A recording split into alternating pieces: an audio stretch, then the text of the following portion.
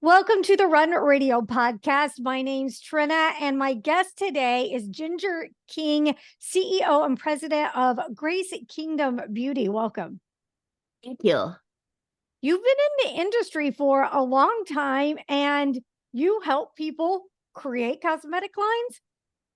Yes, I do. I help them with from concept to launch, including formulation.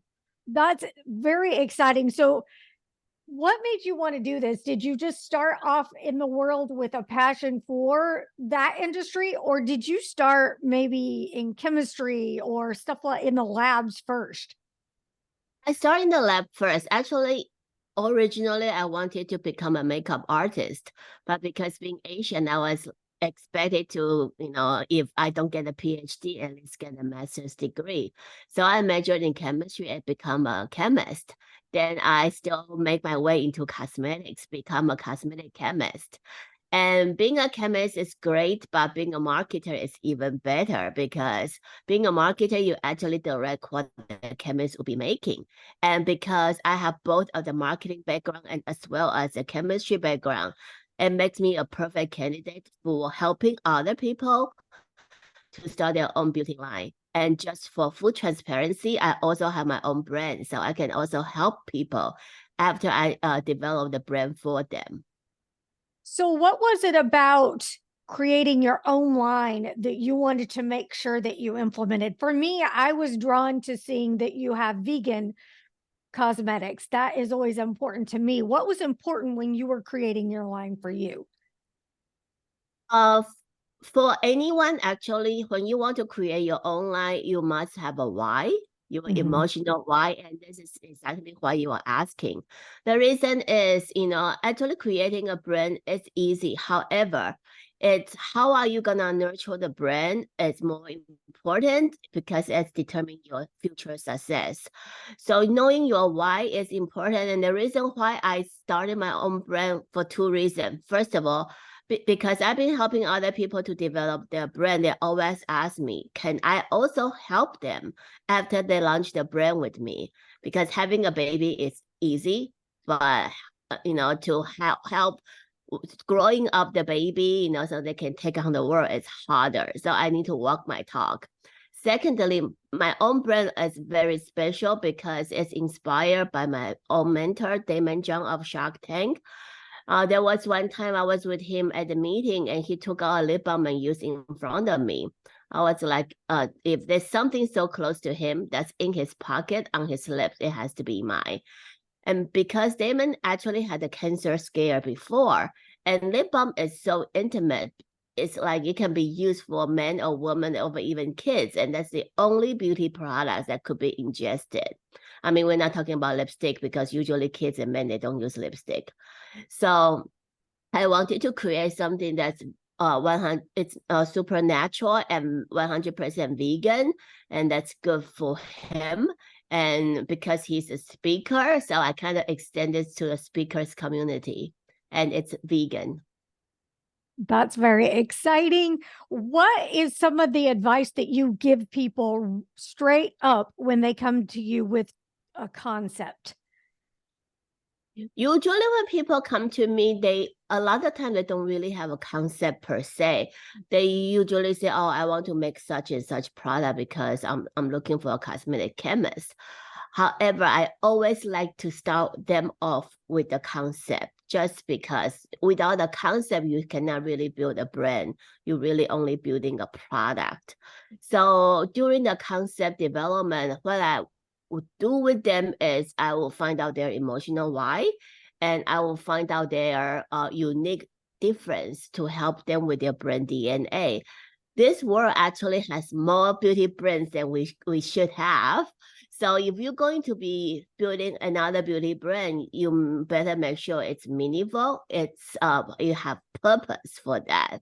So I'll help you to refine your mission statement, your vision statement, what kind of products you should be making, what kind of price point, packaging, distribution outlet, PR outlets, and philanthropy. Philanthropy has become very important in any brands just because we all live on the same earth. So when you purchase a product from brand A, which is solely just to fulfill your needs, versus you buy from brand B, not only solve your issues, but you're also contributing to some sort of social impact. It will make it more meaningful. What's one of your favorite cosmetic products to make? Skincare. Okay. Because skincare, you can really see the differences kind of within 1 to 2 weeks.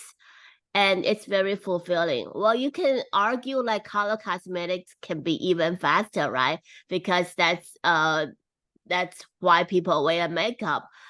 Yes, for consumers, color cosmetics is like the magic wand, can turn an ugly duckling into a swan immediately. However, being a cosmetic chemist, I hate making color cosmetics just because it takes me an hour to make it. It can take me 3 hours to clean it, especially with all the long wearing makeup. It takes a long time to clean up. It's the aftermath. It's kind of like headache. Really Yeah. interesting. I recently watched a documentary about how there were so many fake makeups out there, so many people buying cosmetics and not knowing what were the in them, and it shocked me. Actually, I was very surprised to realize that there were that many counterfeits out there. What have you noticed as we've moved forward, in the past years, with people becoming even more obsessed with looking good on videos and social media, with cosmetics, and watching out for those dangerous things in our skincare and makeup? I mean, the reason why you see a lot of counterfeit is because cosmetic products can be very profitable. A higher price tag does not really guarantee you they are using the best quality product. A lot of time you're paying for the advertisement, and that give an opportunity for somebody coming in to kind of hijack the advertising dollar people have already been spending, and so they can just make fake products, which is really a very bad practice. Whether you're paying for the top dollar or for a lower amount of money, it's a good practice for consumers to really just buy products that you have like there are quality out there. Don't jip yourself for buying a lower pricing product, because they could be fake and they could be expired products as well. Neither are good for your skin health or hair health. Why do people get so wrapped up in a higher price tag? Because it seems like, from what we've kind of been taught, is you're really not always getting a better product. You're mostly paying for expensive, fancy packaging and, perfumed products. Is that true? Also, really depending on the brand. There are brands that are really just focusing on packaging, and you're really paying for the packaging. But there are also brand with conscious, and you will be paying for more of the top dollars because of the active ingredients that they use in their products. So sometimes it's very hard to say, it's kind of buyer beware type of situation. What should we be looking for in our cosmetics or in our skincare that's going to be the most multitasking and good for our skin? I know it can vary person to person, but generally. Generally, I will look for, if it's skincare or hair care products, I will look for products that have active ingredient in there. It's not just feel good. You also want to see what kind of claims they are making. And Okay. if you're gonna be paying for top dollars, I make sure they have clinical data. Like whatever percentage of minimizing the appearance of lines and wrinkles, minimizing the appearance of pores, stuff like that. And they cannot just say that. They have to have claims to back up. They have to, saying how many people are they testing on it. Usually you need a minimum of 30 or prefer 50 people testing on it. It's not just testing on friends and families. Why are people, some cosmetic companies, still testing on animals? It's less and less in the past because the technology isn't so advanced. So cosmetic companies did test on animals, but right now there are a lot of in vitro method.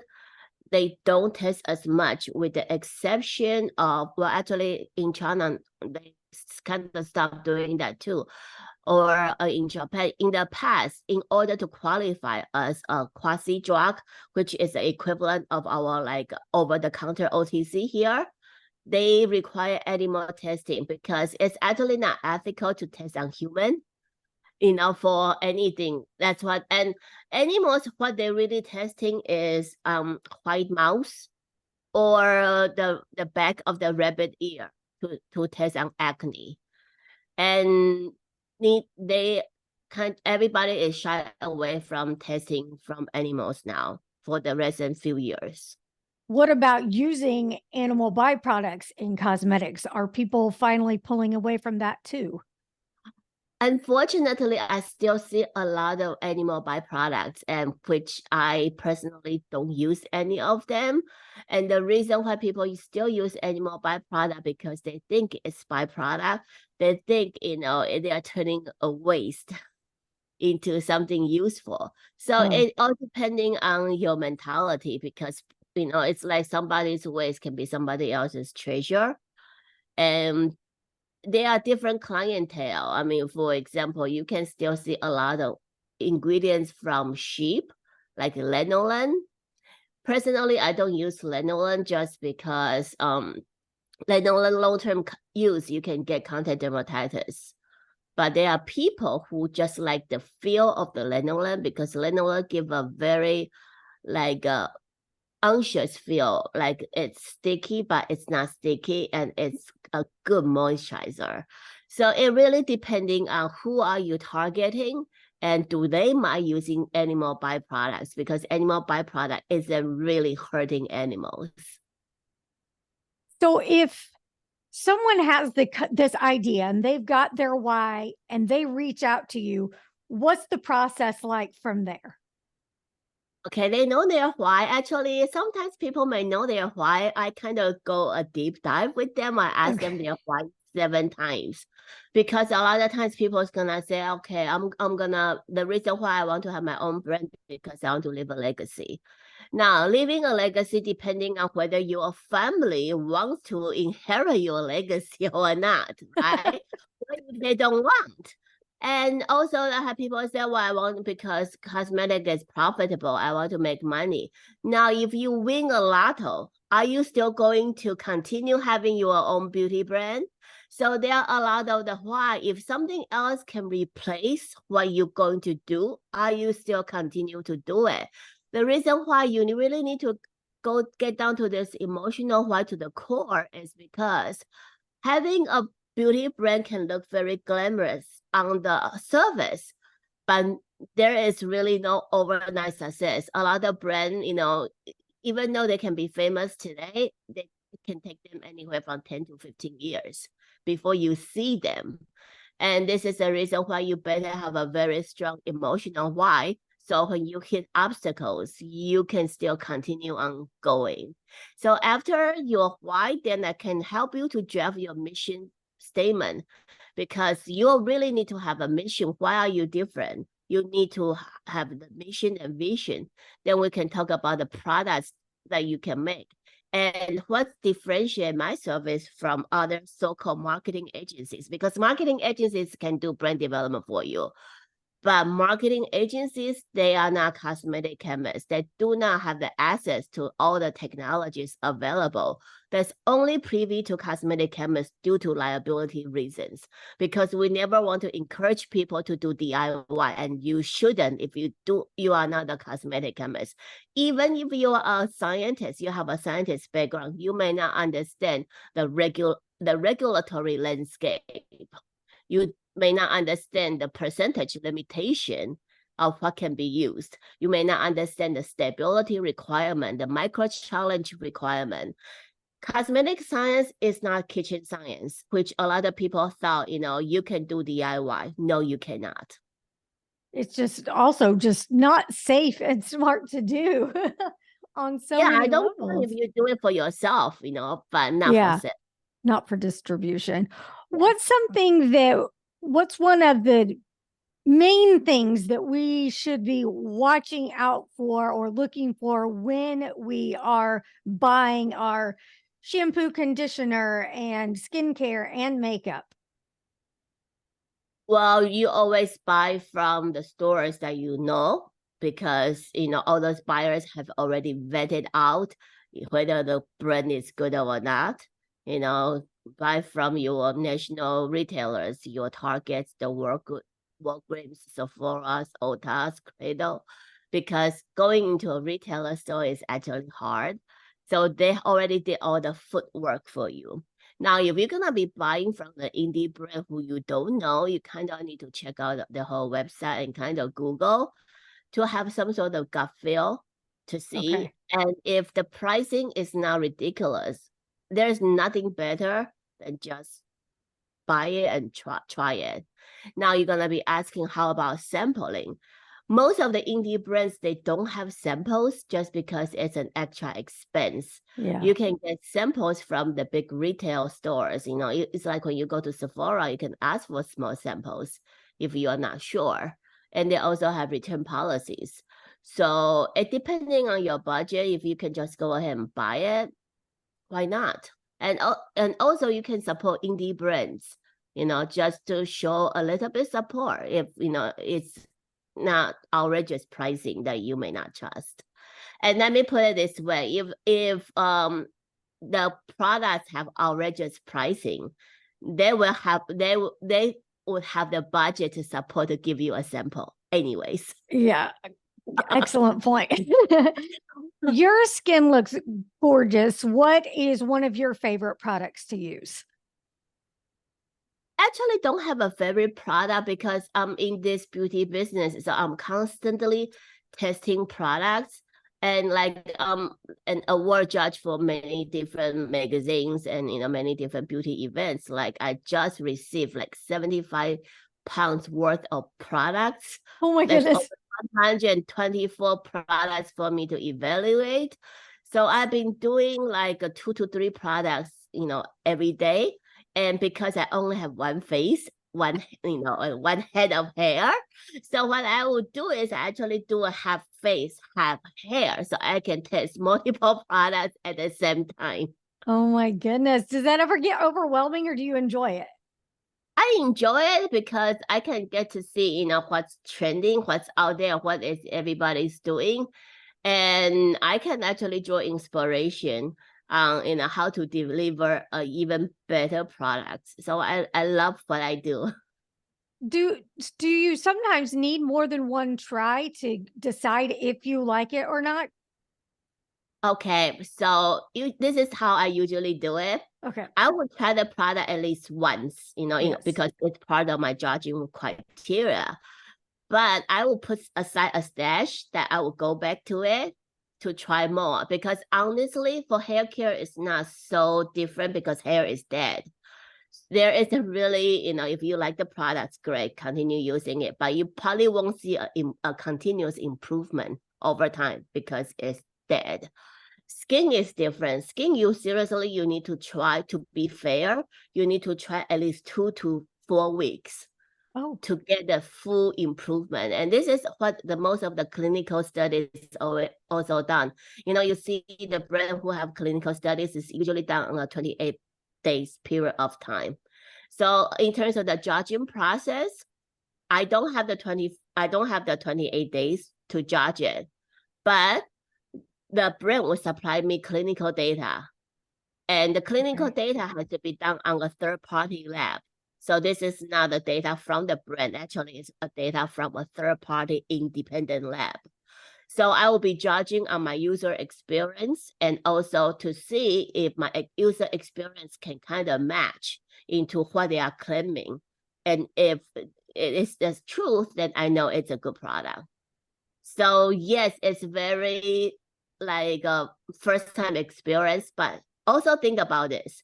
If you do not like how the product feel on you, you will not go back to it the second time Right. anyways. Yeah, for sure. congratulations on all your accolades. And what keeps you? What's a typical day like for you?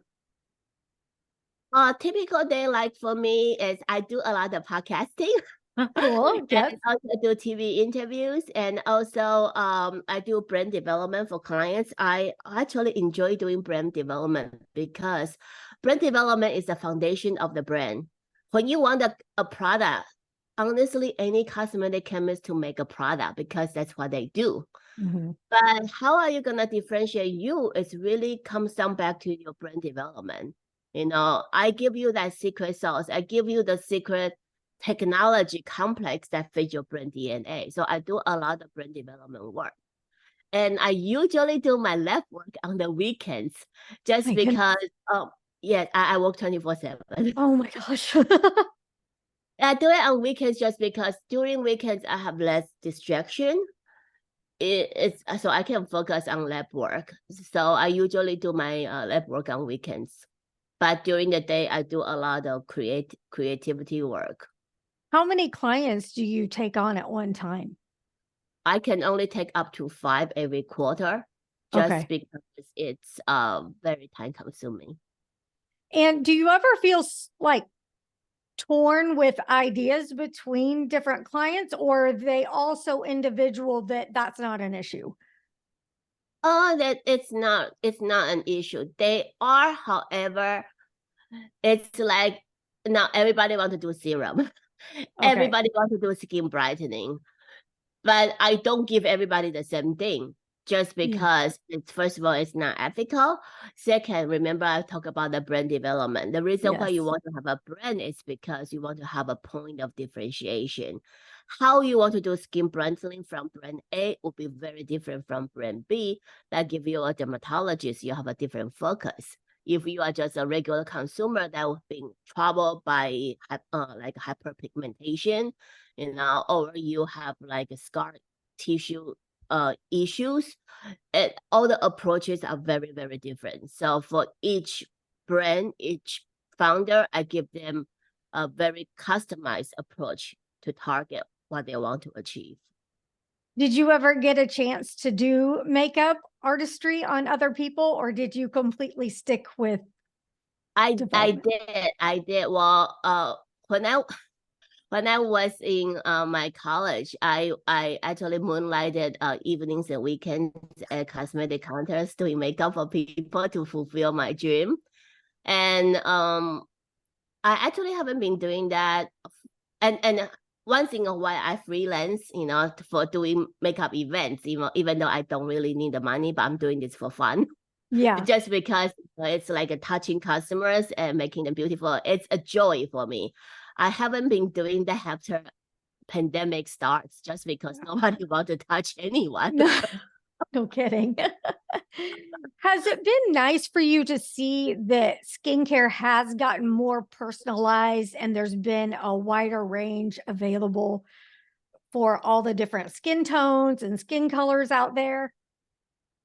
Yes, I do like that customization because um people are different. People have different needs. And even let's say people have like a blemished skin, but people can have very, very oily skin, or people can have over dry skin on the top, still oily underneath. So it's not really a one solution fits all type of situation. And this is also why I don't really care for using beauty influencers because whatever they use may not be suitable for your skin type. Yeah. Yeah, they are fun to watch, but I often think, wow, I mean, and I think of ages too. I'm watching someone with 20-year-old skin and I'm not 20-year-old skin. So it's not always going to apply the same at all. Yeah. What is on the horizon for you? It seems like you've accomplished so much. Are you just going to keep moving forward with what you've been doing, or do you have other ideas in mind? Well, I do have my own brand and it's actually currently under rebranding right now Okay. because this is what you usually do it as an entrepreneur. You don't never hold on to your idea for too long. Usually you have something, you should just go with it and to kind of get the market feedback, and then you improve that way. First to market is actually better than you wait for everybody else is done, then you launch it, because then you'll be too late. So you actually launch your product first, and then to see if you need any refinement, then you keep continuing on pushing it out. So when I started my brand, actually personally, I thought my packaging is fine. Yeah. And a lot of beauty editors don't like my packaging. And without the beauty editors to help you to push out, it's harder. So I'm changing my packaging to the way that beauty editors will be loving it to showcase, to talk about it. And I will probably stop doing consulting for another 5 to 8 years. Yeah. And I'll be focusing on doing my brand. Because when you are a service provider, it's one-on-one.